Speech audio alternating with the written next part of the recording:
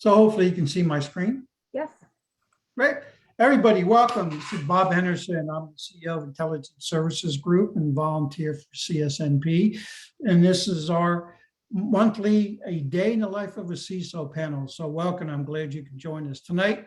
Our special guest is Nancy Hunter, the VP and CISO for the Federal Reserve Bank of Philadelphia, a bunch of other things, as well as privacy officer. She's involved in a lot of nonprofit groups back in the community.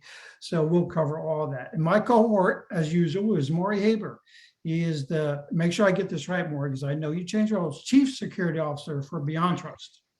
That is correct. Thanks, Bob. Pleasure to be here tonight. Yeah, so a little bit about CSNP. This is a cybersecurity nonprofit group, and this is where you can get a hold of us on LinkedIn, Instagram, and Twitter. And we're a nonprofit, so we're always looking for volunteers and people that want to join the organization. And of course, we can't do these programs without donations and sponsors. So here are the links that you can either volunteer, join, donate, and sponsor. We hope you will take a look at those. And again, some of our sponsors we have, again, we couldn't do it without them. So we thank them and appreciate it. So what I'm going to do is stop sharing my screen. And Maury, I'm going to turn it over to you. Welcome, Nancy. Glad you're here. Bob, thanks so much for hosting us and setting us up today. Nancy, pleasure meeting you today for tonight's session in A Day in the Life of a CISO. I'm Maury Haber. I'm the Chief Security Officer here at Beyond Trust, and we do these series as a very informal way to get to understand fellow CISOs, how they embarked on the career, what they've learned, what they said don't ever do, and basically impart knowledge to anybody that wants to get into a cybersecurity profession. So with that, Nancy, turn it over to you for an introduction, your disclaimer, and we'll dive right in. Thank you so much. So I am Nancy Hunter, and I work for the Federal Reserve Bank in Philadelphia. And I need to always say when I start that everything I say in this session are my words and my thoughts, and they are not the reflection of my boss, my management, the Federal Reserve Bank, or the Federal Reserve System, but they're my thoughts, so feel free to blame me, but I'm happy to be here. Thank you so much, Nancy. So to get started, we're going to go through a good discussion about your career, your backgrounds, pros, cons to being in cybersecurity, a wide variety of topics. But we'll do that for about the first 35 to 40 minutes, and we welcome Q&A. If you have any questions, put them in the chat window or send them directly to the Q&A panel, and we'll get to them along the way. So Nancy, let's get this kicked off. Just tell us a little bit about yourself as a quick starter. Okay, so I was born in Spain. I am a U.S. citizen. I'm an Air Force child. I've been in cybersecurity for about 18 years, 19 years. I'm old. And I actually really love the profession and feel really privileged to be a part of it. Okay, so you've been doing this a while. Yep. I think we were joking before we started. We're both, I won't say it, around for a while. Let's start with a personal question so the audience can get to know you. Sure. Favorite pastime? I would say jigsaw puzzles. I am a prolific jigsaw puzzle person. I do probably 2 a week, 2 or 3,000 piece jigsaw puzzles a week. Oh my gosh, I think I've only maybe done 1 or 2 in my entire life. Yeah. Any tricks to doing jigsaw puzzles? Is it true that you start on the edges? I even do solid colored puzzles, like all one color. I do start on the edges. And if it's a solid color puzzle, then I put all the similar shapes together. It's mostly just kind of visual. I can actually pick up a piece from inside the box and tell where it's going to fit. I've been doing them for all of my life. I love them. You know what? I've never heard of anybody that's that passionate about it, but that's actually pretty cool. I'd love to see that sometime. Sure. So let's go ahead and get started on a little bit of background in your career. You started in InfoSec 18 plus years ago. And prior to that, I was a programmer. Okay, so you've always been in a technology space. Yeah, I did 1 year in a role that was not technology. I did a product management function as a part of a seasoning that people wanted you to spend a year in product. And so I did that. But the rest of my career has been in and around technology. So what's the one thing you wish you had known when you started your career or embarked on your journey? Well, that you could tell yourself today? that you don't have to stay in a job when it's not right for you, that it's okay to pick up and leave, and it's okay to explore something that's outside of what your comfort zone is. I know that now, and I've known that probably since I've been in cybersecurity for a while, because my entry into cybersecurity was completely unexpected. And I took a job that I didn't know anything about. I didn't even know what it meant, really, if you want the truth. And I was honest in the interview, and they said, "Oh, go try it." So let's unpack that for a minute. You got into cybersecurity as an accident? Well, no, somebody actually tapped me on the shoulder and said, "We're going to build a function to look at third-party risk. And with that, you'll be accountable for," it was called the OSP manager, outside service provider. And I really honestly did not know what OSP meant. I had to ask somebody, what is that? And they said, "We think you'd be good with this to build this function for this company." And I thought, "Oh, I have nothing to lose."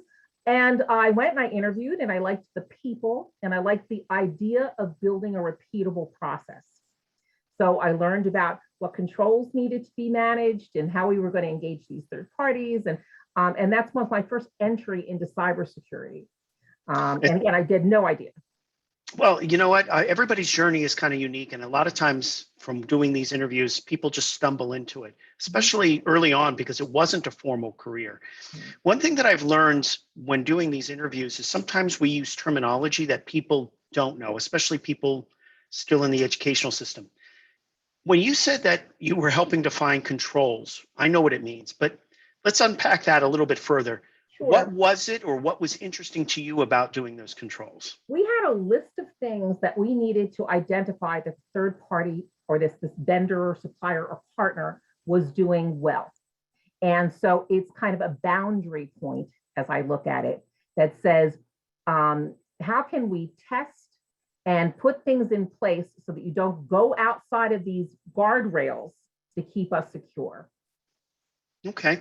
So from a technical standpoint, a control is how do I do backups and all the documentation to it? How do I do disaster recovery in the documentation? Exactly. Or simply, do they have password controls in place? And are they using multi-factor authentication? Are they finding different ways to do that? And we had a list of them that we would come out and say, let me evaluate this business, this vendor, supplier, or partner, and see if they could meet these requirements before we would do business with them.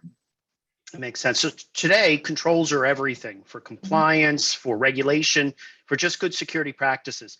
What do you like about doing things with controls in your current business or your current role today? I like many things that have processes defined. And I like many things that have very clear paths as to whether or not they are appropriate or not. They may not meet them, but there's a comfort level for me in knowing that we see this roadmap or we see this path that people should be trying to get to. So that's something, and I like it to be repeatable.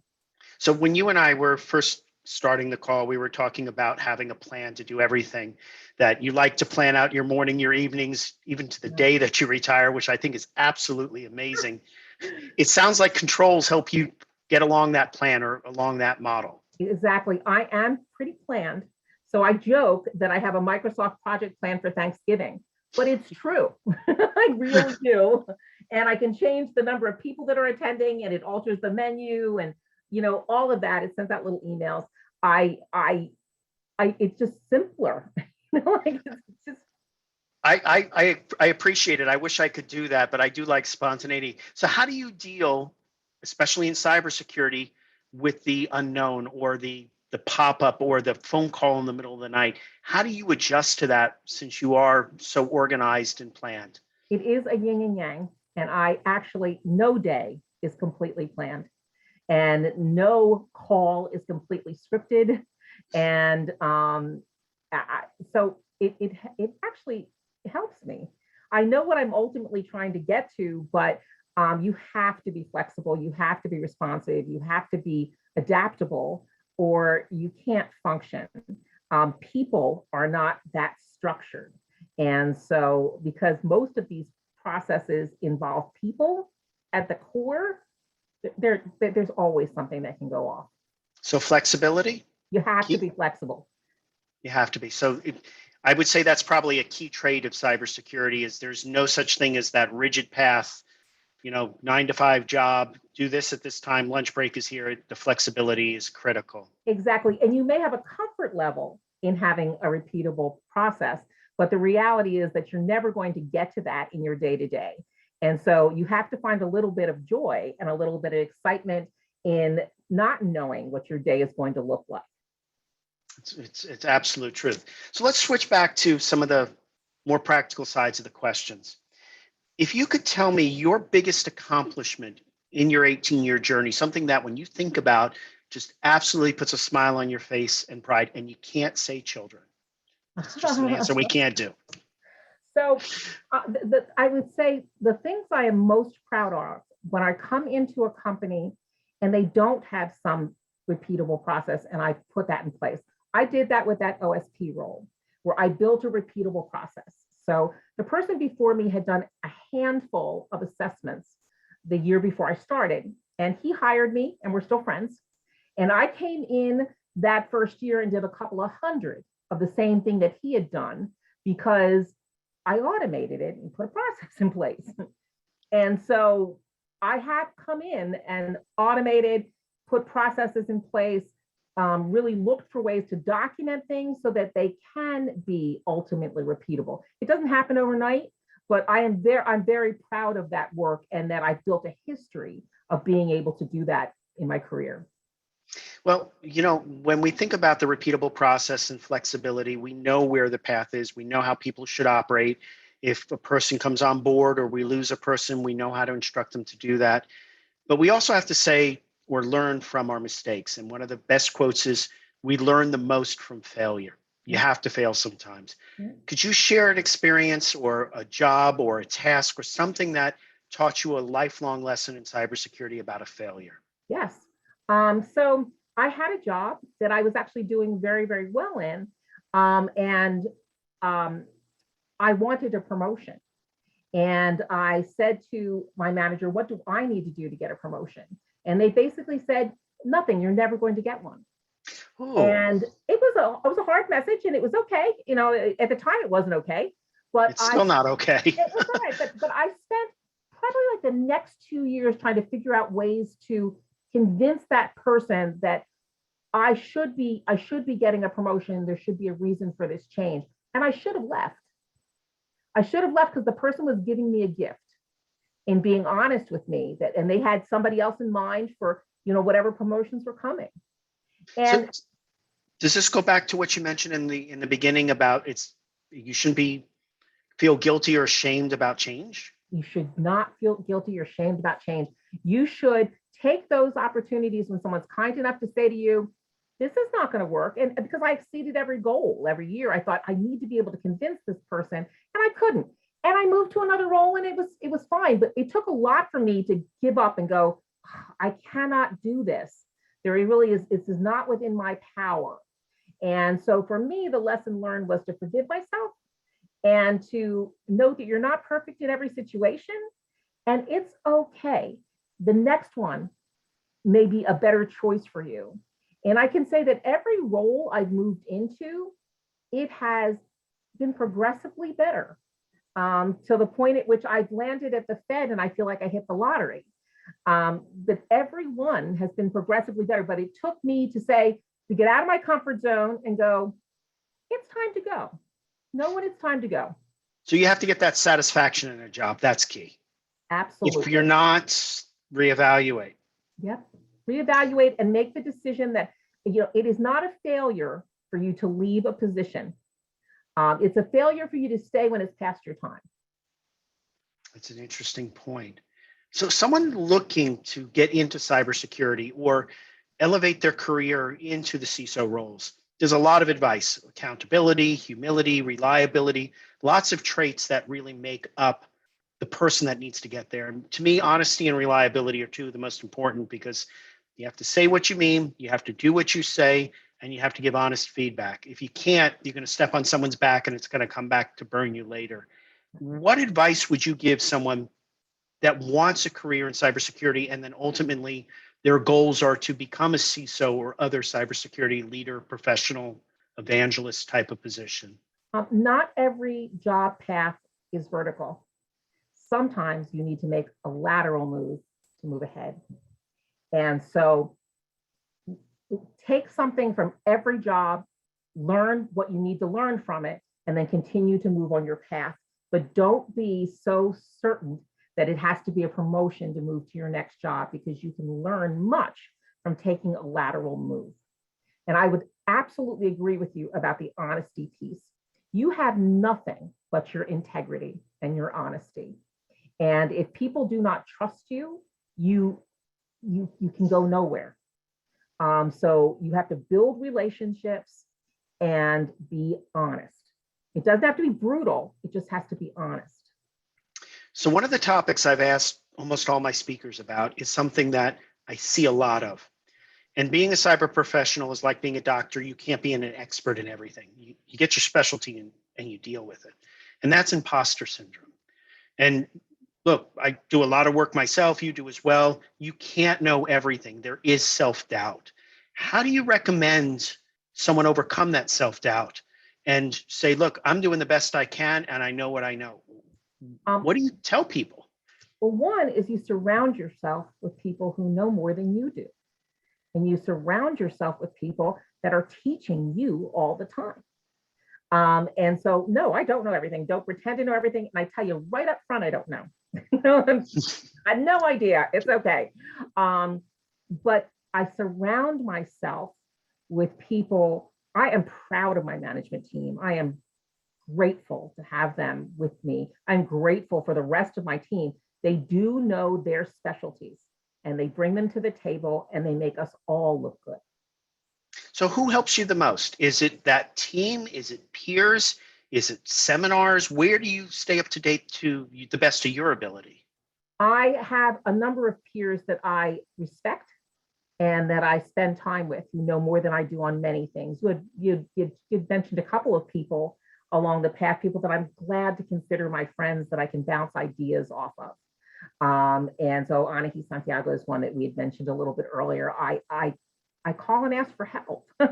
I bounce ideas off of people. The CISO at Radiant Financial, Donna Ross, amazing woman. She is so technical and so well-rounded, and I absorb everything I can every time they open their mouths and just try to learn.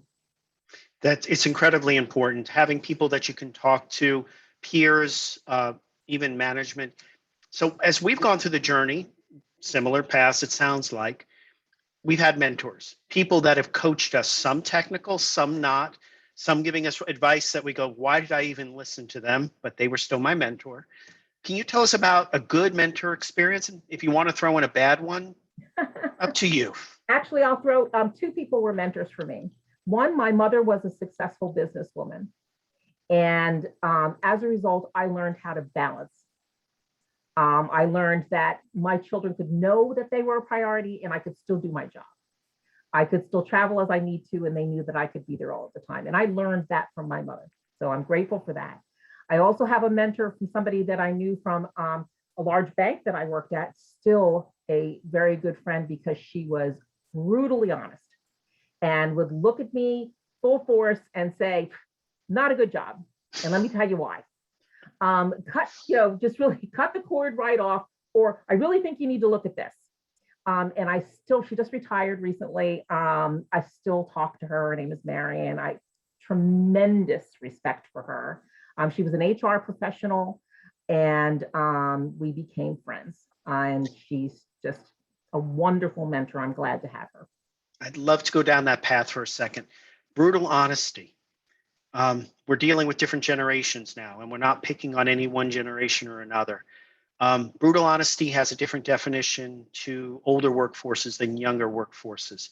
How do we adjust? Well, one, I tell my team, the people that work with me, that I want brutal honesty. And I define what that is. That is, when you think I'm going down the wrong path, I want you to pull me aside and tell me.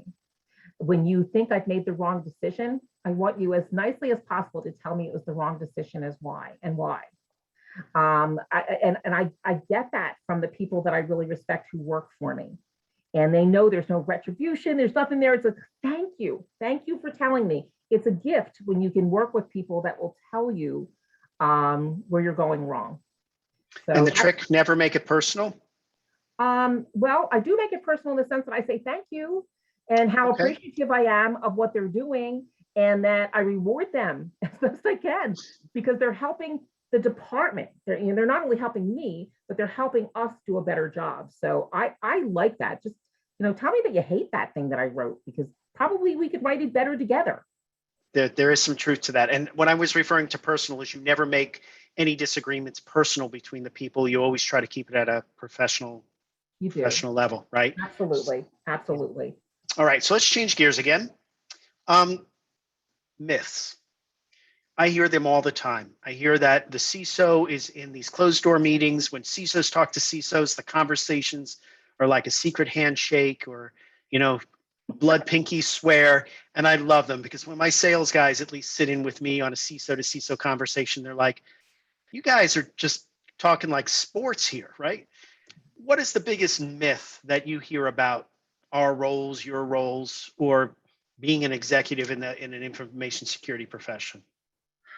One is that we're not approachable, that we're constantly looking for what's wrong as opposed to what's right.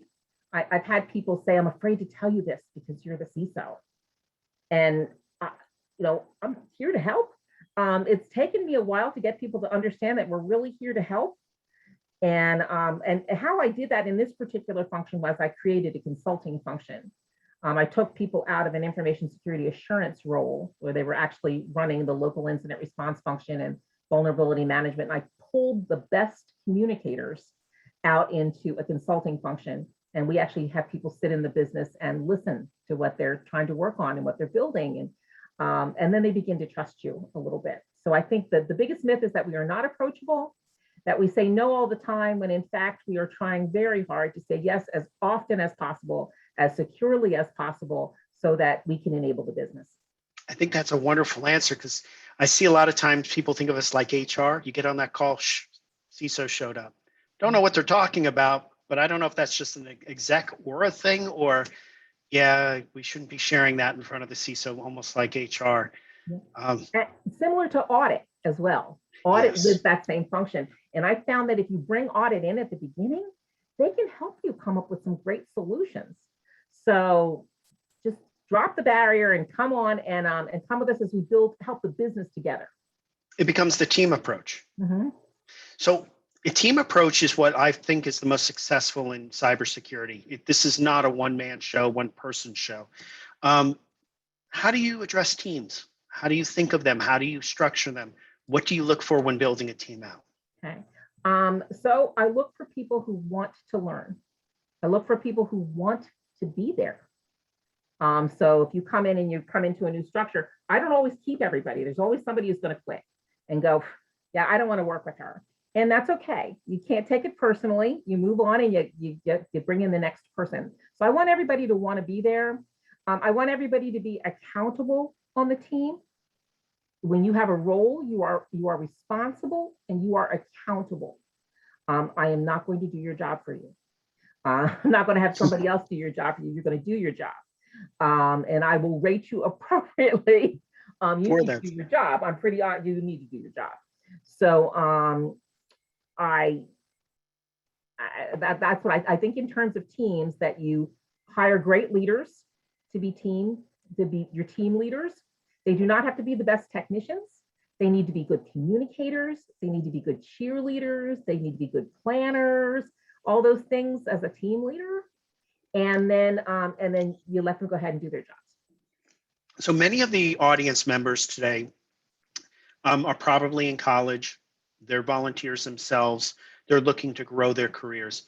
How should they approach this team mentality? Okay, they're being assigned to a team. Should they be able to pick? Should they just say, I can work with anybody? What advice do you give to someone that now has to learn how to be dependent on a team approach? Well, if you're given a choice on which team you can join, then you do need to do a little homework and figure out which team is best for you. But if you're not given a choice, I encourage you to make those first 6 months the best you can. Learn everything you can. Sit with people. Get yourself an internal mentor or somebody else on the team who knows more than you do and sit with them and learn from them. Document everything you can, because then you can prove to somebody, not only did you understand it, but you can now share it out and teach somebody else with your documentation. So do all of that. But most people don't get to choose like which team they're going to get to be put on. You're sort of stuck with it. And the reason why I say 6 months is because it takes about 6 months to really open your eyes and realize what you're doing. It's sort of overwhelming for anybody coming into any job. You talk about imposter syndrome. All of us come into these roles not sure that we can do them. And you feel like an imposter day one, like, oh my goodness, can I do this? Why are they paying me for this? Do they even know me? I mean, No, it's absolutely true. Bob and I were talking about that for a certification or just earlier. I'm like, I'm reading everything I can on this. It's true. Yeah. So you have to know that everybody's there. Everybody feels that. And if they don't tell you about it, it doesn't mean it doesn't exist, because you are paid to project confidence. You are paid to be a leader that others will want to follow. So you can't walk around going, oh my goodness, I don't know how to do this, or I'm scared of that. You just can't. You can't. In a corner, you can. Feel free to go to the ladies' room and have a moment. Well, communications is the key here, because one of the things I advocate to my teams is learn how to communicate. And it doesn't have to be verbal. It could be presentation. It can be recorded. It can be writing. If you can communicate your ideas, then you can grow. If you hold all of them internally, anything that you come up with can't go anywhere else. How do you help people break through the communication problems? Well, some people struggle, and we'll send you to Dale Carnegie. Okay. Okay. Some people, like, it's not working here. But you give lots of feedback. Lots of feedback. Like, this is a great document that you produced, but if you think about the audience, this might make it better. And you try to engage that person in the solution, because then they'll see where you're going. Explain why you wanted it this way differently than another way. I don't know anybody who's a perfect communicator, but as long as you try, and you really want to give it a try, and you want to be able to action the feedback that's given you, so you don't keep making the same mistake all of the time. And pick your communications path if it is. So I like to ask people, how do you want to get feedback? I like to ask people, how do you like to communicate? Is it email? Is it by phone? Is it in a meeting? So that you can hopefully meet part way, and sometimes it's my choice in terms of my comfort level. Sometimes it's your choice in terms of comfort level, but at least we know where we're both at. That's true. All right, so let's take another gear. What is your biggest concern on a daily basis? And getting hacked, responding to an incident is fair game, but what's your biggest concern on a daily basis? My biggest concern on a daily basis is not doing anything that will destroy the reputation of the Federal Reserve System. The bottom line is that we are accountable for the economy, and we can move the economy one way or the other. And I want to make sure that we've done everything in our power to not do any damage to this reputation. So that means preparing for an incident, responding as quickly as possible. That means making sure that we've shut off vulnerabilities if we have them, and that we're managing what's there, managing the vulnerabilities, managing what's there. You can't fix everything, overnight. You really have to look at what's there and manage it, but I really don't want to damage the reputation of this wonderful, wonderful place that I work. Well, it's a wonderful country we live in, so I can very much appreciate and thank you for that. We have a really interesting question that came in, and I'm not sure if you can answer it, but we'll try. What would you do if you had an organization that had a ton of process documents, paper trails, SOPs, standard operating procedures, but didn't follow them? They chose not to. How would you convince management that this is the way we should do it? It's been written, but it's operationally not being used? Tabletops. Tabletops show wonders.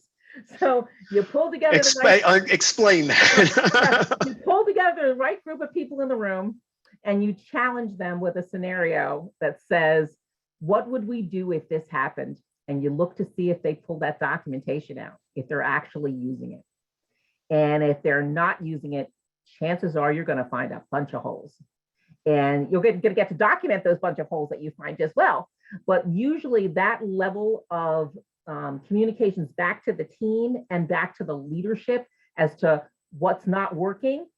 And if one of those first things is that they have a ton of process documentation, but they never reference it, it usually hits home pretty quickly. So a good role play exercise, incident response plan exercise, just basically the due diligence to say, look, we're going to exercise our incident response plan or any type of insider threat plan. And if they're not being used, it should reveal it. Exactly. We've done a couple of tabletops this year, one specific to data privacy, one specific to insider risk, one specific to ransomware, and each tells a tale, and it helps make you better. So I love that answer. I love it. We have another good one that came in. Curious to hear your thoughts on measuring success. We see that it can be difficult to measure success within a security organization. How do you actually measure the group's or team's performance and success towards the wider business? I let my teams define their own goals. And so in defining their own goals, they are accountable. We document their progress to those goals every month. We are transparent about the progress to those goals to the rest of the system every quarter. So you have a chance to, make it work if it's not working in the quarter, but every quarter, that how you're progressing towards the goal that you defined is getting shared. It makes people want to do better. I think that that's a key, and I'm going to ask you a little bit more on this because I share a very similar sentiment. Define goals. Is it, I will install these patches this month? Is it project-led? Help someone understand that may be in a position or in a first-time management position, write better goals. So goals should be SMART, specific, measurable, attainable, realistic, time-bound. And so a really good example, let's say you have a backlog of 200 patches that you've not installed in a system that you need to get it together and install those patches. And the goal would be to install 90% of the patches within 30 days of this date with no changes that had to be turned back because you installed things incorrectly. So that's fair. You're saying what you're going to do, you're saying when you're going to do it, you're going to say how you're going to measure whether or not it worked.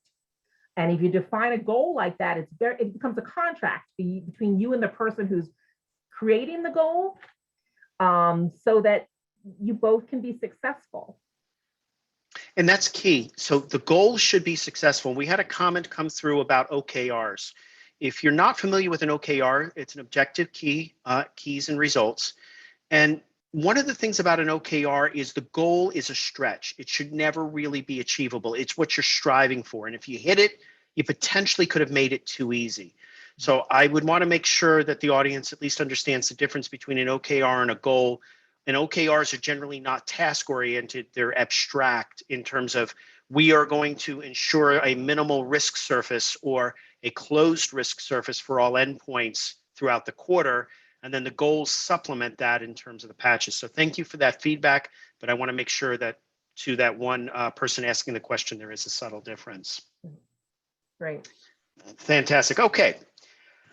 Nancy, we've gone through a lot of CISO stuff already. So I think the audience would love to learn a little bit more about you. Tell us about your daily routine. Okay, so I read. I get up. Okay. I look at Jigsaw puzzles, read. Okay. I read. But I try to at least keep up with, I look at our threat reporting every morning so I can kind of assess, how are we doing? Is there anything that is a surprise for me? I tend to hunt through my email. I am crazy email centric. People send hundreds of emails. And so I try to weed through what do I need to look at first, second, third.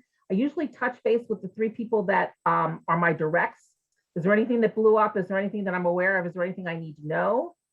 And then I start my day usually with meetings. I mean, I sit in a lot of meetings. I try very hard to attend webinars at least once a week so I can learn something new.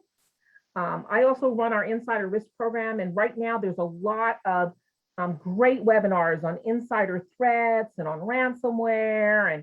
And so I attend those and I sit with everybody else and try to learn everything I can.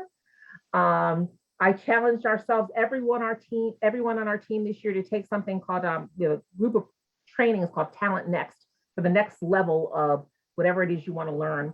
And I signed up for them too. And I took them all, just like everybody else did on my team. And I went through and I did the quizzes. And so I found some time to learn that. And then I try to, I mentor a number of people. So I try to at least spend a little bit of time once a day with somebody that I'm mentoring. It helps me to be quiet and listen, because that's in my mentoring role. And so I listen to what other people are doing as opposed to giving answers or solutions. I literally am listening to hope that they'll build their own solutions. But what else do I do every day? I think that's my regular path.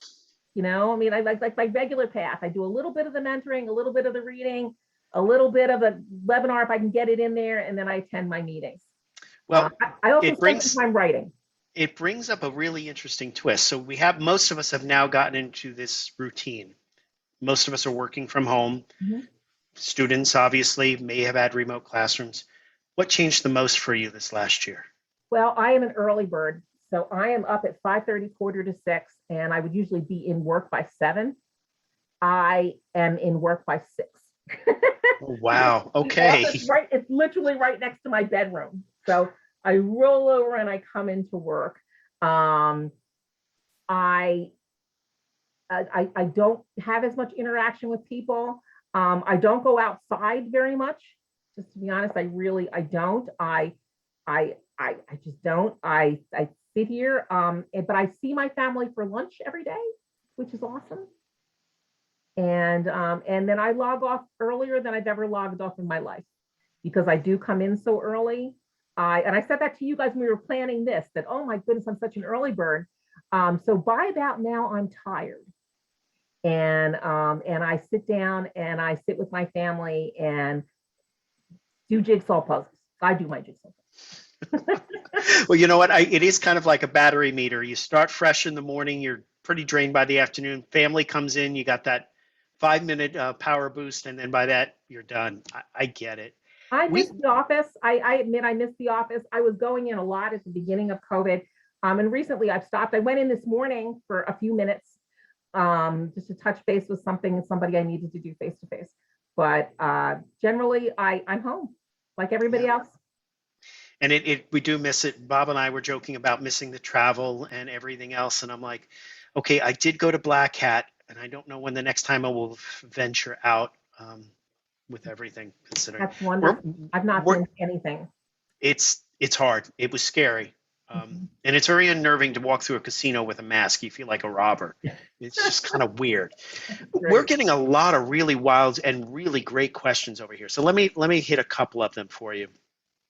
With infinite number of ways that an organization could be hacked, and you try to whittle them down to tens of thousands, etc. A threat actor really only needs one to get in. How does one, as a cybersecurity professional, look at these odds and not feel discouraged? How do you maintain optimism that when you get a vulnerability report and see hundreds of criticals, you go, there's no way? What do you do for your own esteem and process-wise? I don't go no way. Okay. I go, how do we prioritize? You cannot do it all. You're never going to be able to do it all. You need to figure out what it is you want to do first, or what it is that's most impactful. So no, forgive yourself right up front. You need to be kind to yourself. And so do not beat yourself up because you didn't get it all done. It's always going to be there. It's going to be there tomorrow. And the one piece that you didn't think about will be the one piece that they infiltrate. So make sure that you put smart people around you, and there is more than just you looking, and that you do the best you can to prioritize the things that are most vulnerable, most important, most impactful first. I always tell people forward facing, end of life, missing security patches first. If it's a threat from the insider, it's secondary, but you still have to do it because you can only trust people so far. Right, exactly. And this brings up the next question. Insider threats and risks, ransomware. They've come up a couple of times, many of the conversations we have. What is the biggest channel and hurdle you have when trying to address modern threats and ransomware? Well, as I said, I am a proponent of tabletop exercises. So just getting the right people in the room to test and test over and over and over again for every major application, for every major business line. So not just you, but making sure you're partnering with everybody and asking the honest questions about what is our biggest priority. If I only need to recover one thing, what's the biggest priority?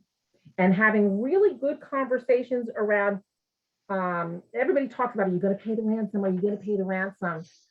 We have that taken off of us at the Federal Reserve because the system level is going to make a decision whether or not we pay the ransom. So that's not the issue for us.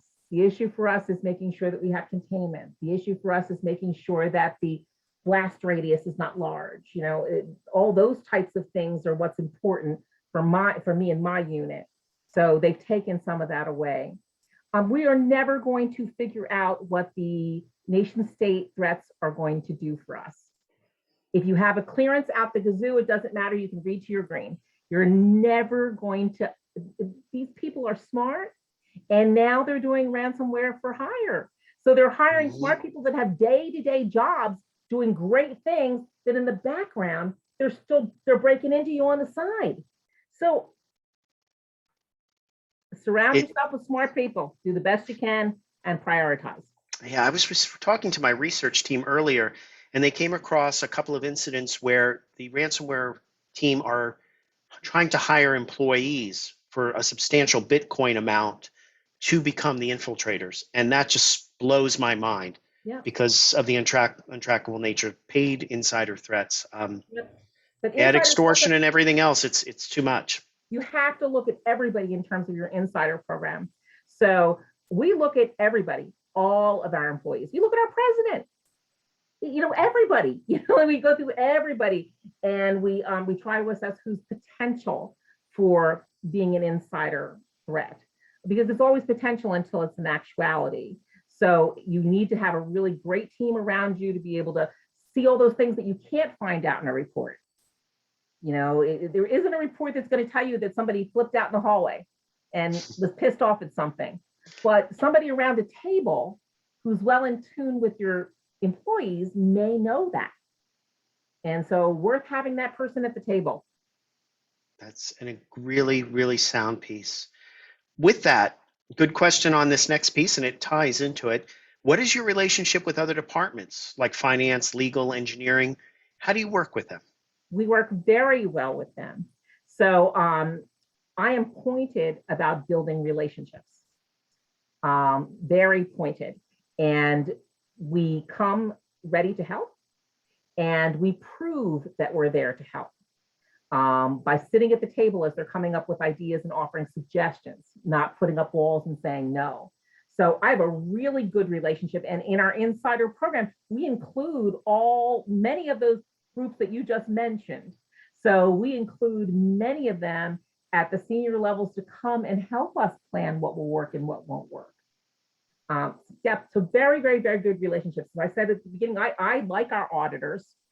They've been great at identifying some things that have been helpful for us to fix. Our legal department, one of my most trusted people is our general counsel, who has trusted me as well, which is nice. We have a law enforcement division, which is great. And they have their pulse on what's going on in the legal community. And so it's good. I have to say the Fed is very collegial. It's really nice. There's not a lot of cutthroat backstabbing. Again, I feel like I hit the lottery in getting this job, but it's really a nice place to work. To your first point of, if you're not happy in a job, you changed, and if you're in an environment that's hostile, not a good place to be. Just not. So this question, I think, is to both Nancy and Bob, and it's sideways, but I think it's an interesting one. What advice would you give to a startup trying to get a foothold in the market with a product? You're building something, but you want to get to market and you have conflicting priorities in terms of building security in and thinking security first, but you got to get something out there in order to make money. How do you juggle delivering something versus security? And I'll open it up to both of you because I think it's relevant. Bob, do you want to go first? Because I've talked a lot.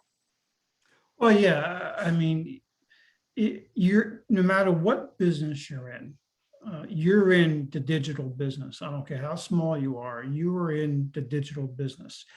And today, security just is a component of you entering that business world. It just is.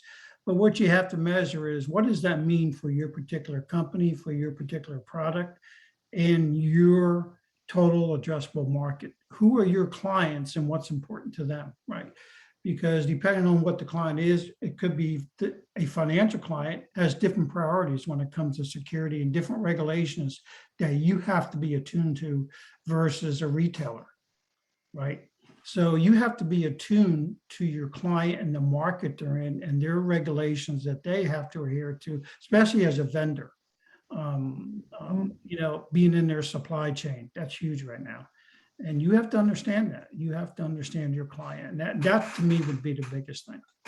I think the supply chain piece, Bob, is the most key here, because if you're not building security in, the product you're offering could be the attack vector. Right. So you have to make that a part of the consideration. Yeah.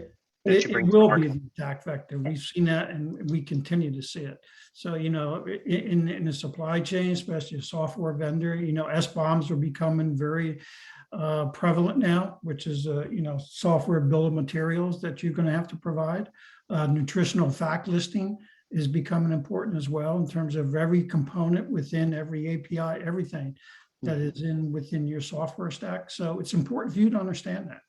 I would agree, but I would also say that there are some things that are table stakes before you can go to market, and they should not be debatable.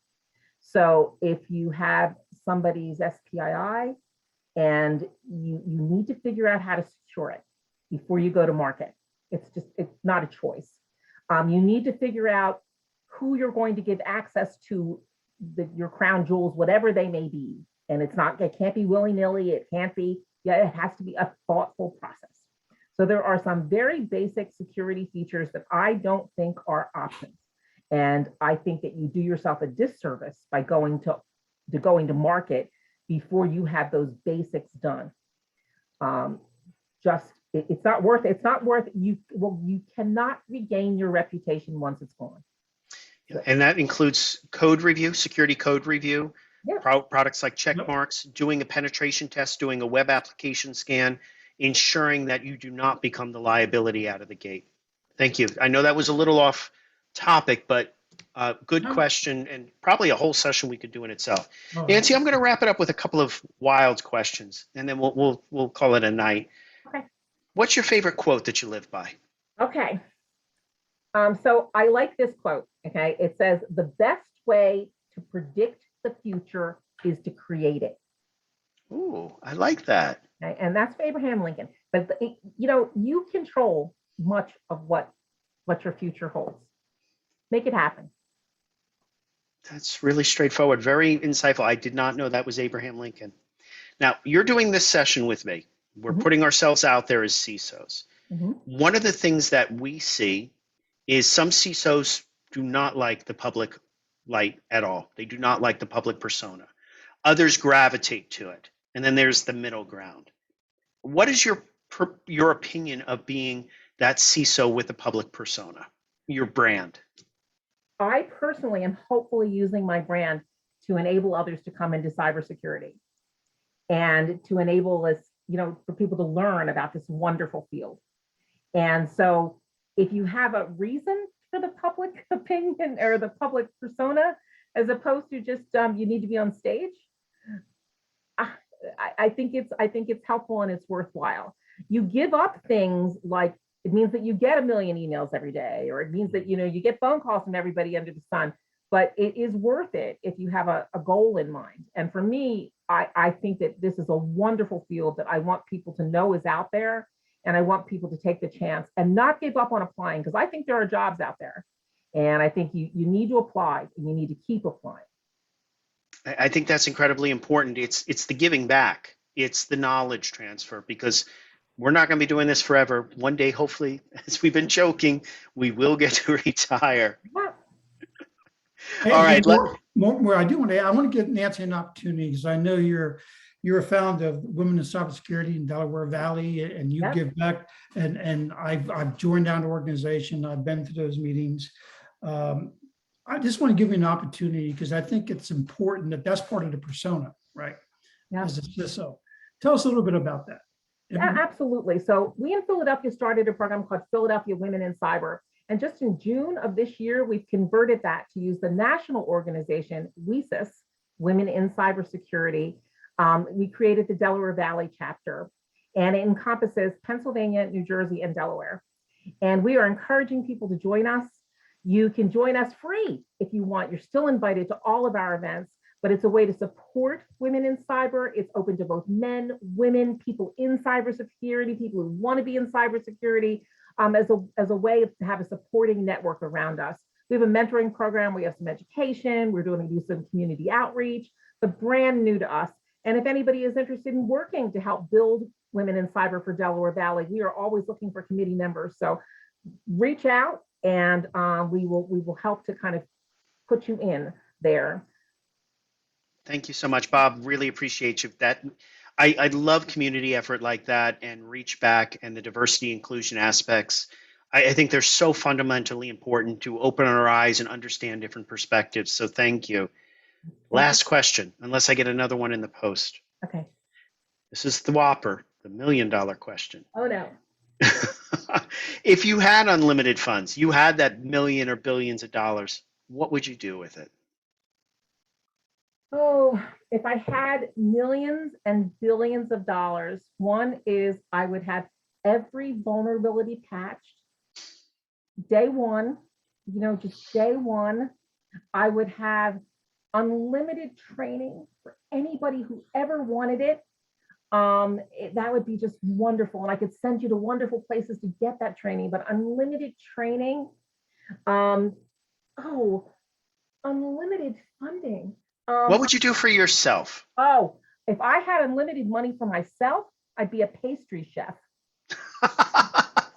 It's the truth. I'd go to the Culinary Institute in Schenectady, and I'd be a pastry chef. I think that's the best answer we've ever gotten. Oh, it's a dream. So how are you going to accomplish that goal of becoming a pastry chef? Because all of this is about goals. If you want to be a cybersecurity professional, you want to be a CISO, it's getting those goals in line. How do you get to that goal? Well, I have taken cake decorating classes. I bake for others. My neighbors know when it snows, I bake, so they show up. I do pipings and all sorts of things. I make very pretty things. I take pictures every once in a while, but that's what I would honestly bake. I would bake. That's wonderful. It sounds like that's how you decompress. That's Absolutely. The way you reduce stress. Jigsaw puzzles and baking. Love it. Nancy, I want to thank you so much for coming and joining us tonight. I always learn a ton doing these as well. I might have to break out a jigsaw puzzle for that stress reduction somewhere in this. But thank you so much. Any closing words for our audience tonight? No, but thank you for having me. And for those who are interested in cybersecurity, come join us. Keep trying, find a mentor, connect to somebody who loves it like I do, and hopefully you'll find your path. Thank you so much. Bob, back to you to wrap us up. And what do we have next month? Yeah, Nancy, again, appreciate it. And thank you so much. Thank you. Fantastic. Next month, most of you may know Alan Alfred, who is now the CISO from TrustMap. He will be our guest next month. He's a great podcaster. He's well known in the security industry. You see him out there on LinkedIn, social media. So I love Alan. He actually filled in for you, Maury, the one time you couldn't make it a number of months ago. So Alan, I'm sure we'll have a great time. Oh yeah, it's going to be fun. So Alan Alfred will be our CISO guest in October. So be sure to join us. Fantastic. Thank you all very much. Have a wonderful evening and stay safe. Yeah, thank you. you. Thanks, Nancy. Thanks, everyone, Take for care, joining. everybody. Bye-bye. Bye. Thanks, Maury. Thank you, Maury. Thank you.